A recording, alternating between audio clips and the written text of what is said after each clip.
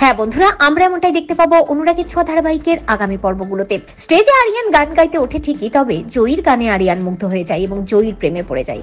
অডিয়েন্সে দাঁড়িয়ে থাকে সোনা। আরিয়ান আরিয়ান বলে চিল্লাতে থাকলেও সোনাকে পাত্তাই দেয় না আরিয়ান। এরপরে স্টেজ থেকে যখন আরিয়ান নামে, সোনা অটোগ্রাফ নেবে বলে আরিয়ানের পিছনে ছুটতে থাকে, কিন্তু আরিয়ান সোনা নয় বরং জয়ীর প্রেমে হাবুডুবু খায়। অপরদিকে দীপা বুঝতে পারে এই আরিয়ান ছেলেটির মতিগতি খুব একটা ভালো না। দীপা যখন দাঁড়িয়ে থাকে তখন আবারও আরিয়ান দীপাকে ধাক্কা দিয়ে চলে যায়। উল্টে দীপাকেই দোষারোপ করে বলে যে দীপা ঠিকভাবে চলাফেরা করতে পারে না। দীপার দিকে আঙুল তুলে বলে যে আপনার কোনো আক্কেল জ্ঞান নেই, আপনি এখানে কেন দাঁড়িয়ে আছেন। মায়ের এই অপমান কিছুতেই বরদাস্ত করে না রূপা। রূপা রুদ্রমূর্তি নিয়ে আরিয়ানকে বলে যে আপনি আমার মাকে অপমান করছেন কেন, আপনার এত বড় সাহস কি করে হয়, এক্ষুনি আমার মায়ের কাছে ক্ষমা চান। নিজে ভুল করেছেন, আবার নিজেই আমার মাকে অপমান করছেন। জয়ীর কথায় নিজের ভুলটা বুঝতে পারে আরিয়ান এবং আরিয়ান ক্ষমা চায় দীপার কাছে। তো বন্ধুরা, তোমরা এটাই চাও তো যে এভাবেই যেন সবার সামনে রূপার কাছে ধোলাই খেয়ে দীপার কাছে ক্ষমা চায় আরিয়ান? কমেন্ট করে জানাতে ভুলো না।